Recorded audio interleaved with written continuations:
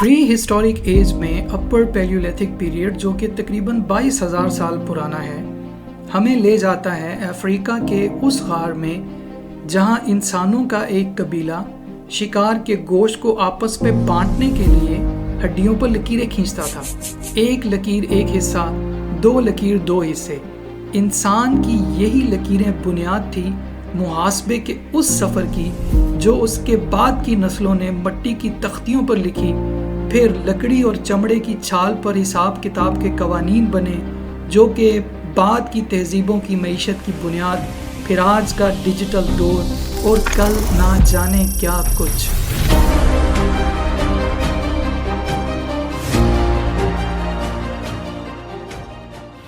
آج کی کہانی انسان کے اس عظیم سفر کے نام جو شروع ہوا شکار کے گوشت کی منصفانہ تقسیم کے لیے ہڈیوں پر کھرچے ہوئے نشان سے اور لے آیا ہمیں آج کے ڈیجیٹل دور میں.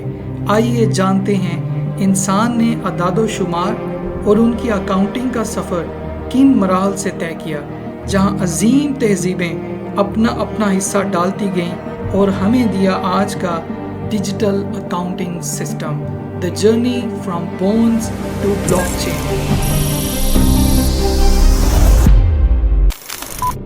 کہانی کا آغاز ہمارے آباء و اجداد کے بنیادی مسئلے سے ہوتا ہے، خوراک کی منصفانہ تقسیم جو کہ تھا شکار کیا گیا گوشت. کیسے یاد رکھا جائے کہ کس کو کتنا حصہ ملا؟ تو چلیے گوشت سے جو ہڈیاں بچی ہوئی ہیں ان پر لکیریں کھرچتے ہیں تاکہ اگلی بار یہ یاد رکھا جائے کہ کس کو کتنا حصہ ملا. محاسبے کی سب سے پہلی بنیاد جو نفع نقصان کے لیے نہیں انصاف کے لیے قائم ہوئی.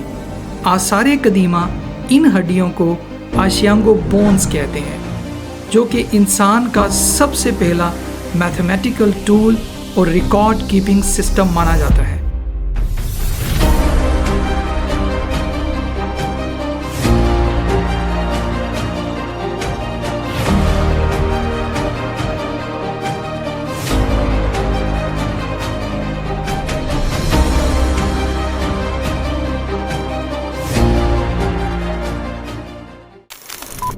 دوستو، حیران کن بات یہ ہے کہ یہ ہڈیاں صرف افریقہ سے ہی دریافت نہیں ہوئیں بلکہ چیک ریپبلک، جرمنی، فرانس اور رشیا سے بھی ملی. یہ اس بات کی دلیل ہے کہ ہماری ابتدا جہاں سے بھی ہوئی ہو انسان نے اپنا علم ضرور منتقل کیا ہے اور اس کی آنے والی نسلوں نے بخوبی اس کو آگے بڑھایا. ہڈیوں کے علاوہ بعد والے انسانوں نے دیواروں پر اور برتنوں کے ٹکڑوں پر بھی کچھ ایسا حساب درج کیا جو کہ غالباً خوراک کی تقسیم کے بارے ہو. یہ وہی لوگ تھے جو غاروں سے نکل کر منظم بستیاں بنانے جا رہے تھے کیونکہ اب ان کا مقصد صرف زندہ رہنا نہیں بلکہ ترقی کے لیے جینا تھا.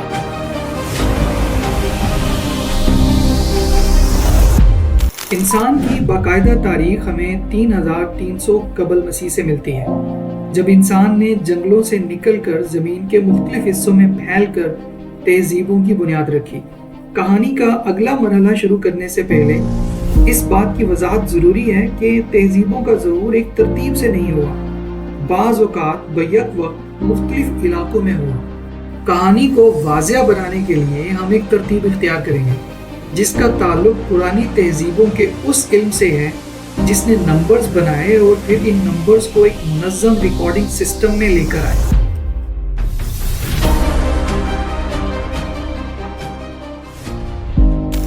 نمبرز اور ریکارڈ کیپنگ کا سب سے پہلا منظم علم ہمیں سومیرینز میں نظر آتا ہے جنہوں نے نمبرز بنائے اور ان کو ترتیب دیا جو کہ 1 سے 60 تک تھا جس کو کینیوفارم اسکرپٹ کہا جاتا ہے. آج جو ہماری گھڑیوں میں 1 منٹ میں 60 سیکنڈ ہے اور 60 منٹ کا 1 گھنٹہ اور دائرے میں 360 ڈگری، یہ انہی نمبرز کی بنیاد پر ہے.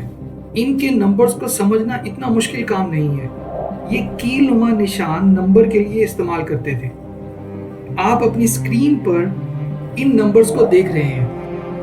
ایک کیل نما نشان ایک نمبر کو ظاہر کرتا ہے، پھر ان کو جوڑا جاتا ہے جہاں 4 نمبر 3 جڑے ہوئے کیل ایک بڑے کیل پر. اسی طرح یہ ترتیب 9 تک چلتی ہے. 10 نمبر بنتا ہے ایک کونے والے نشان سے जो गालिबन 2 किलो को जोड़कर बना हुआ है। ये तरतीब आपको हर कॉलम और हर रो में नजर आती है। सबसे बड़ा हिस्सा 59 है, जो 5 जुड़े हुए कोने वाले निशान और 9 जुड़े हुए कील हैं। ये था इंसान का सबसे पहला नंबर्स का सिस्टम। सुमेरियंस इन नंबर्स का इस्तेमाल मिट्टी की तख्तियों पर करते थे, जिनको क्ले टैबलेट्स कहा जाता है, जो कि ज़राअत का हिसाब, ज़मीन की मलकियत, तजारत और अदर डेटा मैनेजमेंट के लिए इस्तेमाल होते थे। आसार कदीमा को इस हिसाब किताब का सबूत मुख्तलिफ तख्तियों में मिला है, जो आप अपनी स्क्रीन पर देख सकते हैं। ये तमाम तख्तियां मुमकिना तौर पर सुमेरियंस की tax receipts, land ownership, sales records हैं। Humans first accounting system. अगर आपको सुमेरियंस की ये तख्तियां नजर आए तो अब आप बआसानी इनको समझ सकते हैं। बहरहाल सुमेरियंस के हिंसों का सबसे बड़ा मसला ये था कि इनकी पैमाइश के हिस्से बहुत छोटे थे, जो बड़ी मईशत का हिसाब किताब नहीं कर सकते थे, क्योंकि अब इंसान की वो तहजीब जन्म ले रही थी जिसको चाहिए थे जाइगेंटिक नंबर्स और जाइगेंटिक इकोनॉमी, जिनके नंबर्स ने वो बुनियादें रखी जो आज तक इंसान के लिए हैरत का निशान है।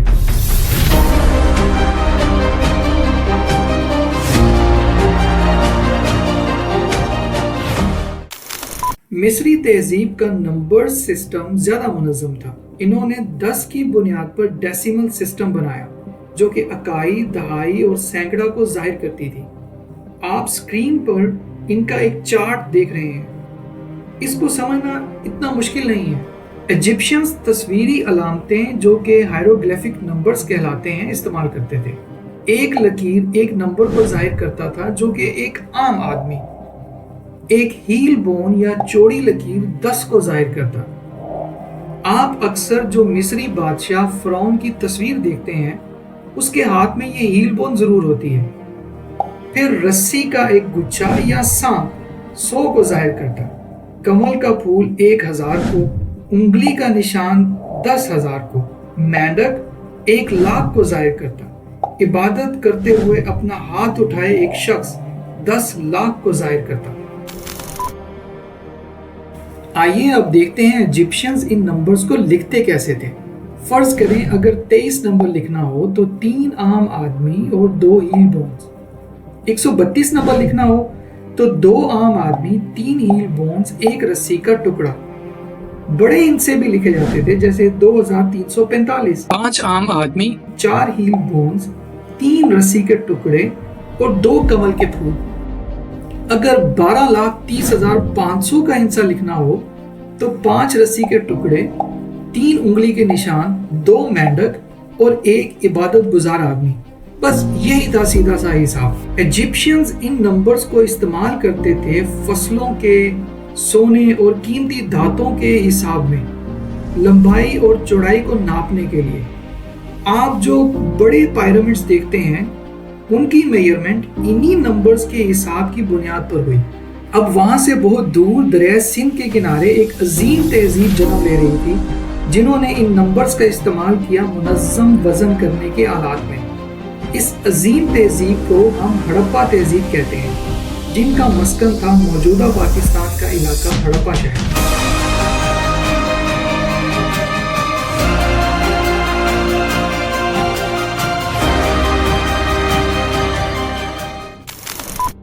इस तहजीब ने इन नंबर्स का इस्तेमाल तजारत, tax system, stock measurement, housing और मजदूरों की उजरत में किया।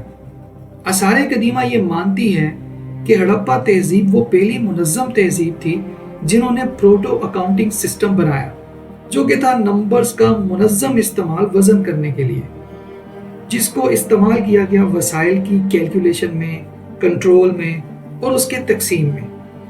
हड़प्पा तहजीब ने टोकन्स बनाए, जहां पर एक टोकन एक बकरी या 5 अनाज के थैले।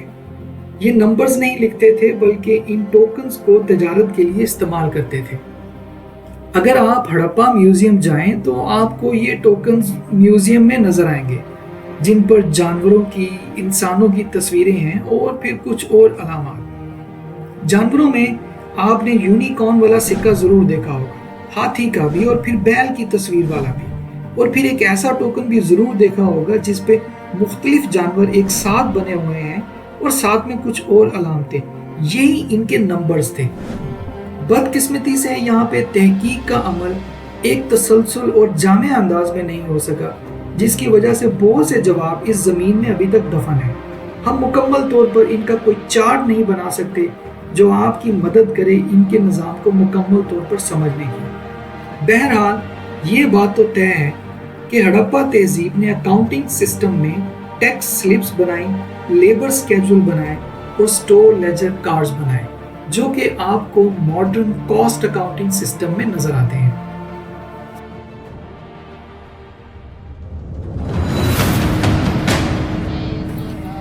ان تہذیبوں نے بنیادیں اتنی مضبوط کر دی تھی جو کہ آنے والے وقت کے لیے کافی تھیں کہ اب ان نمبرز کو تحریر کیا جائے کتابوں میں، جو کہ بنائے گا دولت کے قانون اور معیشت کو ایک منظم ادارہ۔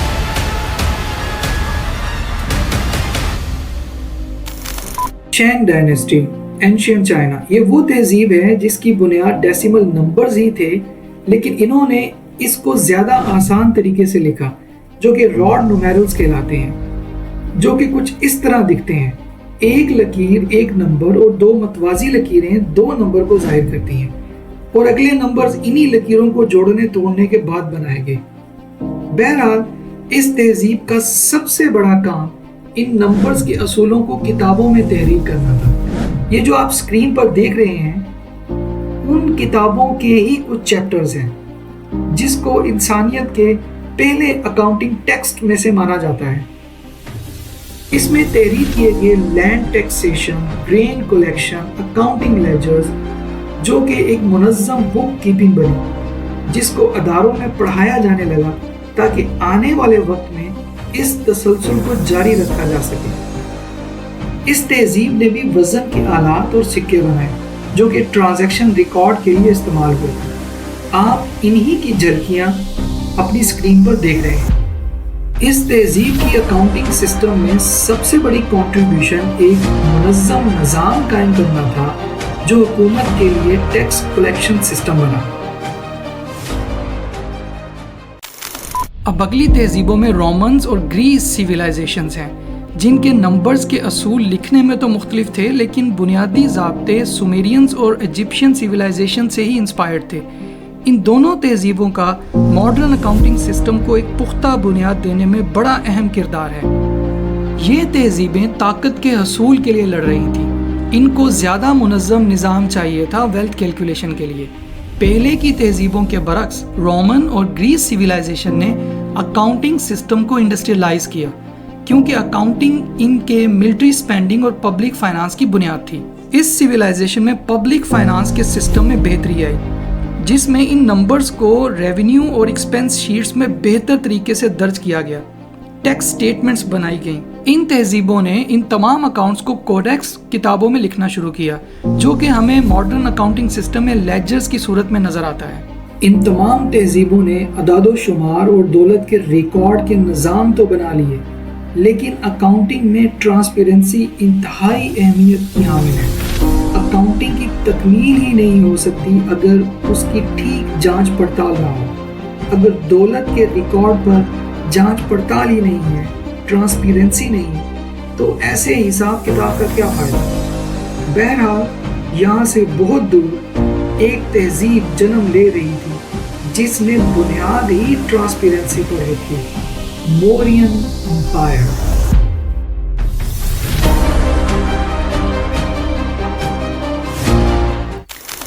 اکاؤنٹنگ ڈیولپمنٹ میں ارتھ شاسترا جیسا ماسٹر پیس ایک سنگ میل ہے۔ آپ جانتے ہیں کہ گورننس سسٹم اور آڈٹ اکاؤنٹنگ پروسیس کو زیادہ منظم اور قابل یقین بناتا ہے۔ بے شک گریس اور رومن سیویلائزیشنز نے بھی ٹرانسپیرنسی اور اکاؤنٹیبلٹی پر کام کیا، لیکن جو سسٹم چانکیہ آچاریہ، جو کہ ارتھ شاسترا کے رائٹر ہیں، انہوں نے دیا وہ ماڈرن آڈٹ سسٹم کے زیادہ نزدیک ہے۔ آپ لوگ جانتے ہیں کہ چانکیہ آچاریہ مورین امپائر کے سب سے اہم اسٹریٹجک پلیئر تھے۔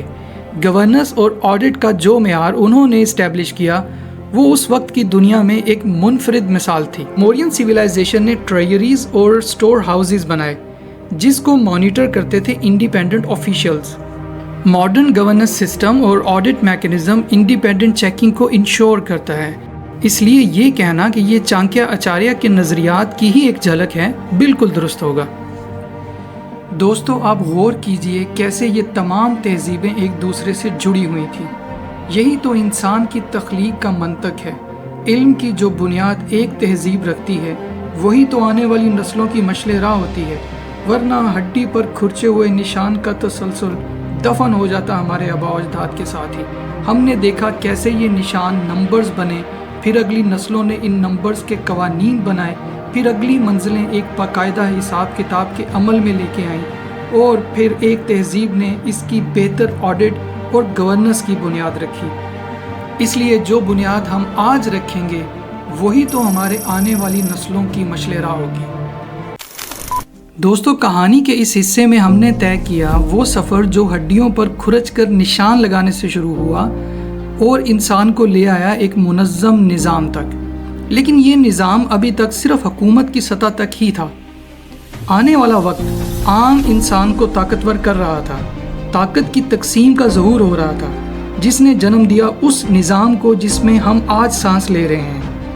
کہانی کے اگلے مرحلے میں ہم ملیں گے ان شخصیات سے اور جانیں گے ان واقعات کو جس نے ہمیں دیا ماڈرن اکاؤنٹنگ سسٹم، اور ہم جانیں گے کیسے یہ بنا ڈیجیٹل ایج کا سب سے اہم کردار۔